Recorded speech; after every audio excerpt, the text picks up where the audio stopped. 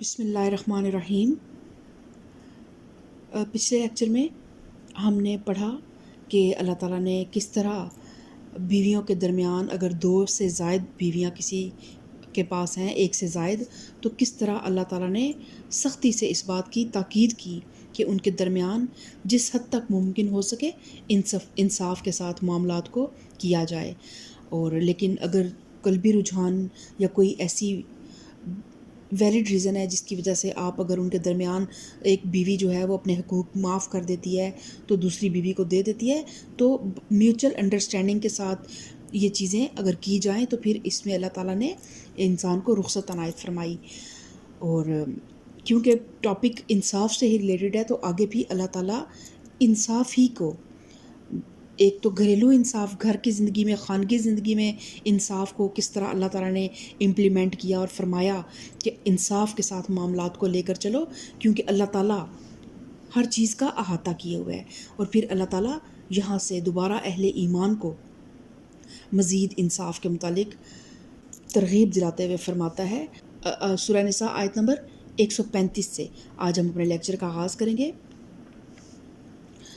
رب اشرح لی صدری ویسر لی امری واحلل عقدۃ من لسانی یفقہوا قولی رب زدنی علما۔ اعوذ باللہ من الشیطان الرجیم، بسم اللہ الرحمن الرحیم۔ یا ایہا الذین آمنوا کونوا قوامین بالقسط شہداء للہ ولو علی انفسکم او الوالدین والاقربین ان یکن غنیا او فقیرا فاللہ اولی بہما فلا تتبعوا الہوی ان تعدلوا وان تلووا او تعرضوا فان اللہ کان بما تعملون خبیرا۔ اے لوگو جو ایمان لائے ہو، انصاف کے علمبردار اور خدا واسطے کے گواہ بنو، اگرچہ تمہارے انصاف اور تمہاری گواہی کی زد خود تمہاری اپنی ذات پر یا تمہارے والدین اور رشتہ داروں پر ہی کیوں نہ پڑتی ہو۔ فریق معاملہ خواہ مالدار ہو یا غریب، اللہ تم سے زیادہ ان کا خیر خواہ ہے، لہٰذا اپنی خواہش نفس کی پیروی میں عدل سے باز نہ رہو، اور اگر تم نے لگی لپٹی بات کہی یا سچائی سے پہلو بچایا تو جان رکھو کہ جو کچھ تم کرتے ہو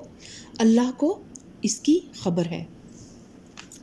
تو اللہ تعالیٰ کیا فرماتا ہے؟ یا ایھا الذین آمنوا کونوا قوامین بالقسط، کہ صرف یہ فرمانے پر اکتفا نہیں کیا کہ انصاف کی روش پر چلو، بلکہ یہ فرمایا کہ انصاف کے علمبردار بنو۔ تمہارا کام صرف انصاف کرنا نہیں بلکہ انصاف کا جھنڈا لے کر اٹھنا ہے، اور تمہیں اس بات پر کمر بستہ ہونا چاہیے کہ ظلم مٹے اور اس کی جگہ عدل اور راستی قائم ہو۔ عدل کو اپنے قیام کے لیے جس سہارے کی ضرورت ہے، مومن ہونے کی حیثیت سے تمہارا مقام یہ ہے کہ تم وہ سہارا بنو۔ اور پھر اللہ تعالیٰ فرماتا ہے کہ چاہے اس کی زد جو ہے، انصاف کی زد تمہارے اپنے اوپر ہی کیوں نہ پڑتی ہو یا تمہارے والدین یا کسی بھی رشتہ دار پہ کیوں نہ پڑتی ہو، تو تمہاری گواہی جو ہے نا وہ محض اللہ کے لیے ہونی چاہیے، کسی کی روح رعایت اس میں نہ ہو، کوئی ذاتی مفاد یا اللہ کے سوا کسی کی خوشنودی تمہارے مد نظر نہ ہو۔ یا ایھا الذین آمنوا باللہ ورسولہ والکتاب الذی نزل علی رسولہ والکتاب الذی انزل من قبل ومن یکفر باللہ وملائکتہ وکتبہ ورسلہ والیوم الآخر فقد ضل ضلالا بعیدا۔ اے لوگو جو ایمان لائے ہو، ایمان لاؤ اللہ پر اور اس کے رسول پر اور اس کتاب پر جو اللہ نے اپنے رسول پر نازل کی ہے، اور ہر اس کتاب پر جو اس سے پہلے وہ نازل کر چکا ہے۔ جس نے اللہ اور اس کے ملائکہ اور اس کی کتابوں اور اس کے رسولوں اور روز آخرت سے کفر کیا، وہ گمراہی میں بھٹک کر بہت دور نکل گیا۔ تو اب اللہ تعالیٰ فرما رہا ہے کہ یا ایھا الذین آمنوا، کہ اے ایمان والو ایمان لے آؤ۔ تو ایمان لانے والوں سے یہ کہنا کہ ایمان لاؤ، یہ بظاہر بڑا عجیب محسوس ہوتا ہے، لیکن دراصل یہاں لفظ ایمان 2 الگ معنوں میں استعمال ہوا ہے۔ ایمان لانے کا ایک مطلب یہ ہے کہ آدمی انکار کی بجائے اقرار کی راہ اختیار کرے، نہ ماننے والوں سے الگ ہو کر ماننے والوں میں شامل ہو جائے۔ اور اس کا دوسرا مطلب یہ ہے کہ آدمی جس چیز کو مانے اسے سچے دل سے پھر قبول کرے، پوری سنجیدگی اور خلوص کے ساتھ مانے، اپنی فکر کو، اپنے مزاج کو، اپنی پسند کو، اپنے رویے اور چلن کو، اپنی دوستی اور دشمنی کو، اپنی سعی اور جہد کے مصرف کو بالکل اس عقیدے کے مطابق بنا لے جس پر وہ ایمان لایا ہے۔ یعنی صرف زبانی ایمان نہیں، صرف قولی ایمان نہیں، قلبی ایمان، عملی ایمان کا اللہ تعالیٰ مطالبہ کر رہا ہے۔ اس آیت میں خطاب ان تمام مسلمانوں سے ہے جو پہلے معنی کے لحاظ سے ماننے والوں میں شمار ہوتے ہیں، اور ان سے مطالبہ یہ کیا گیا ہے کہ دوسرے معنی کے لحاظ سے بھی سچے مومن بنیں۔ اور شاید یہ ہمیں ہی اللہ تعالیٰ فرما رہا ہے، کیونکہ آج ہم پہلے معنی میں تو ماننے والے ہیں، ہم موروثی مسلمان تو ہیں، ہم مسلمان گھروں میں پیدا تو ہو گئے ہیں، لیکن ہمارے اعمال، ہمارا دل، ہماری کوئی چیز ایسی، اور ہماری جو زبان حال ہے نا، وہ بالکل ایمان سے خالی ہے۔ تو قرآن ہر دور کے لیے آج 1400 سال پہلے بھی یہ ان تمام تقاضوں کو پورا کر رہا تھا، اور آج 1400 سال گزر جانے کے بعد بھی بنی نوع انسان وہیں پہ کھڑا ہے، اور قرآن دوبارہ اس سے وہی مطالبہ کر رہا ہے کہ اللہ تعالیٰ دوبارہ اس کو کہہ رہا ہے کہ یا ایھا الذین آمنوا آمنوا باللہ، کہ اے ایمان والو، جو بظاہر تم مسلمان تو ہو، مسلمانوں کے گھروں میں پیدا تو ہو گئے ہو، لیکن دل سے ایمان لے کے آؤ۔ اور پھر اللہ تعالیٰ فرماتا ہے کہ جس نے اللہ اور اس کے ملائکہ اور اس کی کتابوں اور اس کے رسولوں اور روز آخرت سے کفر کیا، وہ گمراہی میں بہت دور بھٹک گیا۔ تو کفر کرنے کے بھی دو مطلب ہیں، ایک یہ کہ آدمی صاف صاف انکار کر دے کہ ہم تو مانتے ہی نہیں ہیں، جو اس طرح کا کفر کرے گا وہ تو دائرہ اسلام سے خارج ہو جائے گا۔ دوسرے یہ کہ زبان سے تو مانے مگر دل سے نہ مانے، یا اپنے رویے سے ثابت کر دے کہ وہ جس چیز کو ماننے کا دعویٰ کر رہا ہے فی الواقع اسے نہیں مانتا۔ یہاں کفر سے یہ دونوں معنی مراد ہیں، اور آیت کا مقصود لوگوں کو اس بات پر متنبہ کرنا ہے کہ اسلام کے ان اساسی عقیدوں کے ساتھ کفر کی ان دونوں اقسام میں سے جس قسم کا برتاؤ بھی آدمی اختیار کرے گا، اس کا نتیجہ حق سے دوری اور باطل کی راہوں میں سرگشتگی اور نامرادی کے سوا اور کچھ حاصل نہ ہوگا اس کو۔ ان الذین آمنوا ثم کفروا ثم آمنوا ثم کفروا ثم ازدادوا کفرا لم یکن اللہ لیغفر لهم ولا لیہدیہم سبیلا۔ رہے وہ لوگ جو ایمان لائے پھر کفر کیا، پھر ایمان لائے پھر کفر کیا، پھر اپنے کفر میں بڑھتے چلے گئے، تو اللہ ہرگز ان کو معاف نہ کرے گا اور نہ کبھی ان کو راہ راست دکھائے گا۔ اور اس سے مراد وہ لوگ ہیں جن کے لیے دین محض ایک غیر سنجیدہ تفریح ہے، ایک کھلونا ہے جس سے وہ اپنے تخیلات یا اپنی خواہشات کے مطابق کھیلتے رہتے ہیں۔ جب ان کی ذہنی فضا جو ہے اس میں ایک لہر اٹھتی ہے تو وہ مسلمان ہو جاتے ہیں، اور جب دوسری لہر اٹھتی ہے تو وہ کافر بن جاتے ہیں۔ جب فائدہ مسلمان بن جانے میں نظر آتا ہے تو مسلمان بن جاتے ہیں، اور جب معبود منفعت، یعنی کہ جب ان کا فائدوں کا جو معبود ہے نا، وہ جب دوسری طرف ان کو جلوہ دکھاتا ہے تو اس کی پوجا کرنے کے لیے بے تکلف اسی طرف چلے جاتے ہیں، یعنی کہ چڑھتے سورج کے پجاری ہوتے ہیں۔ جب دین میں فائدہ نظر آتا ہے تو دین پہ چلنے لگ پڑتے ہیں، اور جب کہیں پہ دین سے ہٹ کے جب فائدے ہوتے ہیں، جب دین ان کے فائدوں سے ٹکرا رہا ہوتا ہے تو پھر دین کو سے اس طرح لا تعلق ہو جاتے ہیں گویا وہ اسے جانتا ہی نہیں ہے۔ ایسے لوگوں کے لیے اللہ کے پاس نہ مغفرت ہے نہ ہدایت۔ اور یہ جو فرمایا کہ پھر اپنے کفر میں بڑھتے چلے گئے،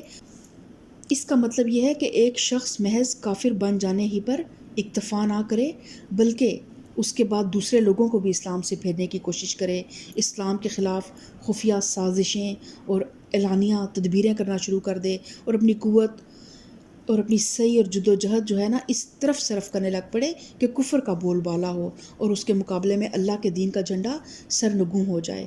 یہ چیز جو ہے نا، یہ سمجھ لیں کہ اس کے کفر میں مزید ترقی ہے، اور پھر اس کے جرائم میں پے در پے اضافے کا باعث ہے، اور ان تمام چیزوں کا وبال بھی لازماً پھر اس کو زیادہ ہی بھگتنا پڑے گا۔ تو دین کے معاملے میں نا بہت سنجیدگی کے ساتھ تھوڑا عمل کر لیں، لیکن جتنا بھی کریں پورے اخلاص کے ساتھ، پوری سنجیدگی کے ساتھ کریں. اور دین کے راستے پہ اگر آپ آئے ہیں نا تو پھر کوشش کریں کہ اس راستے سے نا ہٹے نہ. سمجھیں کہ یہ جیسے میدان جنگ سے نا پیٹھ دکھا کے بھاگنے والوں کے لیے حکم ہے کہ ان کو قتل کر دیا جائے. تو جو دین کے راستے پہ آتا ہے نا تو سمجھیں کہ یہ بھی ایک بہت بڑا میدان جنگ ہے. تو جب آپ اس راستے سے پیٹھ دکھا کے جب آپ واپس مڑتے ہیں نا تو یقین مانیں کہ پھر آپ کو کسی جگہ پہ کوئی آپ کی عزت نہیں ہے اور ہر در سے آپ دھتکارے جائیں گے. تو دین کو بہت سنجیدگی کے ساتھ لیں اور دین کے ساتھ کھیلیں نا. الذین یتخذون الکافرین اولیاء من دون المؤمنین ایبتغون عندهم العزت فإن العزت للہ جمیعا. اور جو منافق اہل ایمان کو چھوڑ کر کافروں کو اپنا رفیق بناتے ہیں انہیں یہ مژدہ سنا دو کہ ان کے لیے دردناک سزا تیار ہے. کیا یہ لوگ عزت کی طلب میں ان کے پاس جاتے ہیں حالانکہ عزت تو ساری کی ساری اللہ ہی کے لیے ہے. تو عزت کا مفہوم عربی زبان میں اردو کی نسبت زیادہ وسیع ہے. اردو میں عزت محض احترام اور قدر و منزلت کے معنی میں آتا ہے، لیکن عربی میں عزت کا مفہوم یہ ہے کہ کسی شخص کو ایسی بلند اور محفوظ حیثیت حاصل ہو جائے کہ کوئی اس کا کچھ بگاڑ نہ سکے. اور دوسرے الفاظ میں عزت ناقابل حد تک حرمت کے ہم معنی ہے. تو حالانکہ عزت تو ساری کی ساری اللہ ہی کے لیے ہے. اللہ اس کتاب میں تم کو پہلے ہی حکم دے چکا ہے کہ جہاں تم سنو کہ اللہ کی آیات کے خلاف کفر بکا جا رہا ہے اور ان کا مذاق اڑایا جا رہا ہے وہاں نہ بیٹھو جب تک کہ لوگ کسی دوسری بات میں نہ لگ جائیں. اب اگر تم ایسا کرتے ہو تو تم بھی انہی کی طرح ہو. تو اب اللہ تعالیٰ فرماتا ہے کہ ایک تو ابھی پیچھے اللہ نے فرمایا کہ دین کے ساتھ سنجیدگی کے ساتھ اپنے دین میں شامل ہوں. اور دین کو آپ جیسے دیکھیں نا ایک آپ کا دوست ہوتا ہے، جب آپ کے دوست کے خلاف کسی محفل میں بات کی جاتی ہے تو کیا آپ برداشت کریں گے؟ یا آپ کو کوئی پیارا رشتہ، آپ کے والد، آپ کی والدہ، آپ کے بھائی، ان کے خلاف کسی محفل میں بات کی جائے تو آپ کیا چپ کر کے سنتے رہیں گے اور ہنستے رہیں گے؟ تو پھر اگر اللہ سے محبت کا دعویٰ کیا ہے تو پھر اللہ کے دین سے بھی محبت کرنی ہے. تو پھر ایسی محفل جہاں پہ اللہ کے دین کے بارے میں کفر بکا جا رہا ہو، مومن کا پھر وہاں پہ بیٹھے رہنا اور خاموشی سے بیٹھے رہنا کہیں پر بھی پھر اس کے مومن ہونے کا ثبوت نہیں دیتا. تو پھر اسی لیے اللہ تعالیٰ فرماتا ہے کہ اگر ایک شخص اسلام کا دعویٰ رکھنے کے باوجود کافروں کی ان صحبتوں میں شریک ہوتا ہے جسے آیات الہی کے خلاف، جن میں آیات الہی کے خلاف کفر بکا جاتا ہے، اور وہ پھر ٹھنڈے دل سے ان لوگوں کو خدا اور اس کے رسول کا مذاق اڑاتے ہوئے سنتا ہے، تو اس میں اور ان کافروں میں کوئی فرق باقی نہیں رہتا. اور یہی احکامات ہم سورہ انعام آیت نمبر 68 میں بھی انشاءاللہ آگے بھی ہم پڑھیں گے. یقین جانو کہ اللہ منافقوں اور کافروں کو جہنم میں ایک جگہ جمع کرنے والا ہے. یہ منافق تمہارے معاملے میں انتظار کر رہے ہیں کہ اونٹ کس کروٹ بیٹھتا ہے. اگر اللہ کی طرف سے فتح تمہاری ہوئی تو آ کر کہیں گے کیا ہم تمہارے ساتھ نہ تھے؟ اگر کافروں کا پلہ بھاری رہا تو ان سے کہیں گے کیا ہم تمہارے خلاف لڑنے پر قادر نہ تھے؟ اور پھر بھی ہم نے تم کو مسلمانوں سے بچایا. بس اللہ ہی تمہارے اور ان کے معاملے کا فیصلہ قیامت کے روز کرے گا، اور اس فیصلے میں اللہ نے کافروں کے لیے مسلمانوں پر غالب آنے کی ہرگز کوئی سبیل نہیں رکھی ہے. تو منافقین جو ہیں ان کی ہر زمانے میں یہی خاصیت رہی ہے کہ مسلمان ہونے کی حیثیت سے جو فائدے حاصل کیے جا سکتے ہیں ان کو یہ اپنے زبانی اقرار اور دائرہ اسلام میں برائے نام شمولیت کے ذریعے سے حاصل کرتے ہیں.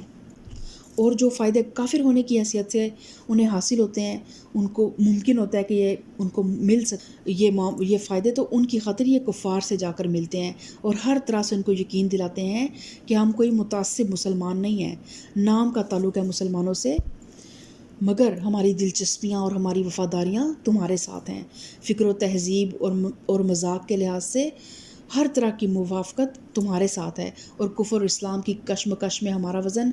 جب پڑے گا تمہارے ہی پلڑے میں پڑے گا. تو یہ منافقین کا کردار ہے. اور سورہ قرآن پاک کا جب آغاز ہوا تو اللہ تعالیٰ نے سب سے پہلے تعارف کرایا اپنی کتاب کا کہ اس کتاب سے ہدایت کون لوگ پا سکتے ہیں. پھر اللہ تعالیٰ نے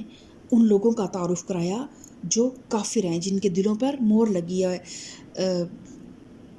ان الذین کفروا سواء علیہم اانذرتہم ام لم تنذرہم لا یؤمنون ختم اللہ علی قلوبہم وعلی سمعہم وعلی ابصارہم غشاوہ وَلَهُمْ عَذَابٌ عظیم۔ تو یہ وہ کافروں کے بارے میں اللہ تعالیٰ نے فرمایا کہ یہ لوگ ہیں جن کے دلوں پہ مہر لگی ہے، اور یہ بالکل بھی جو ہے نا اب ان کے لیے ایک بہت بڑا عذاب اللہ تعالیٰ نے، سخت سزا کے وہ لوگ مستحق ہیں۔ پھر اس کے بعد اللہ تعالیٰ نے ان منافقین کا تعارف کرایا کہ اللہ تعالیٰ فرماتا ہے وَمِنَ النَّاسِ مَن يَقُولُ آمَنَّا بِاللَّهِ وَبِالْيَوْمِ الْآخِرِ وَمَا هُم بِمُؤْمِنِينَ يُخَادِعُونَ اللَّهَ وَالَّذِينَ آمَنُوا وَمَا يَخْدَعُونَ إِلَّا أَنفُسَهُمْ وَمَا يَشْعُرُونَ،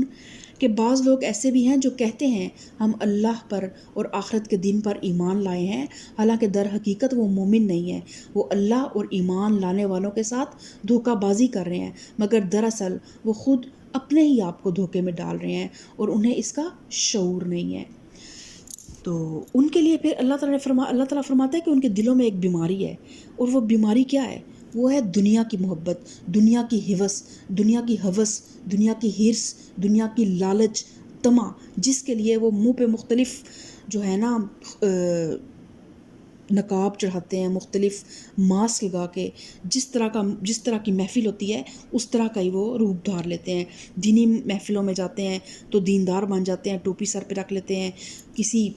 دنیاوی محفل میں جاتے ہیں تو پھر اس کے اکارڈنگ ان کے معاملات ہو جاتے ہیں، اور وہاں سے بھی فائدے بٹورتے ہیں، ادھر سے بھی فائدے بٹورتے ہیں۔ تو یہ جو منافق ہے نا، ان کے لیے اللہ تعالیٰ نے قرآن پاک میں ان کے لیے بتایا کہ یہ جہنم کے سب سے نچلے درجے میں ہوں گے، درکے اسفل میں ہوں گے۔ اور اللہ تعالیٰ نے جب کافروں کے بارے میں اللہ تعالیٰ نے فرمایا تو اللہ تعالیٰ نے فرمایا کہ وہ سخت سزا کے مستحق ہیں، لیکن جب اللہ تعالیٰ منافقین کی بات کرتا ہے نا تو اللہ تعالیٰ فرماتا ہے کہ وَلَهُمْ عَذَابٌ علیم، ان کے لیے عذاب ہے، اور عذاب بھی کون سا ہے؟ علیم۔ اور علیم وہ عذاب ہوتا ہے جو مسلسل دردناک بھی ہوتا ہے اور مسلسل بھی ہوتا ہے، جس میں تسلسل رہے گا، جو کبھی ختم نہیں ہوگا۔ کافروں کے ساتھ اللہ تعالیٰ نے کہا ہے کہ وہ سخت سزا کے مستحق ہیں۔ سزا ایک ایسی چیز ہے، وہ ٹیمپریری، اللہ تعالیٰ کی ذات جانتی ہے وہ کس حد تک ان کے ساتھ معاملہ کرے گا، لیکن منافقین کے لیے اللہ تعالیٰ نے فرمایا ہے کہ وَلَهُمْ عَذَابٌ علیم، کہ ان کے لیے دردناک عذاب ہے، اور ایسا عذاب ہے جو تسلسل کے ساتھ ہمیشہ کے لیے ان پر مسلط کر دیا جائے گا۔ تو ہم اللہ تعالیٰ سے دعا کرتے ہیں کہ اللہ تعالیٰ ہمیں اس منافقت کے روگ سے بچا لے، اللہ تعالیٰ ہمیں اس بدبختی سے بچا لے کہ ہمارے اندر جو ہے یہ روگ آ جائے۔ اور اللہ تعالیٰ سے ہم دعا کرتے ہیں اللہم طہر قلبی من النفاق، اللہم طہر قلبی من النفاق، اللہم طہر قلبی من النفاق، اللہم طہر قلبی من النفاق وعملی من الریاء ولسانی من الکذب وعینی من الخیانت فإنک تعلم خائنۃ الأعین وما تخفی الصدور۔ اے اللہ، میرے دل کو نفاق سے، میرے عمل کو ریا اور نمود سے، میری زبان کو جھوٹ سے اور میری آنکھ کو خیانت سے پاک کر دے۔ بے شک تو آنکھوں کی خیانت اور سینوں کے چھپے ہوئے راز جانتا ہے۔ اللہ تعالیٰ ہم سب کو صراط مستقیم پہ چلنے کی توفیق عطا فرمائے، آمین ثم آمین۔ سبحان ربک رب العزت عما یصفون وسلام علی المرسلین والحمد للہ رب العالمین۔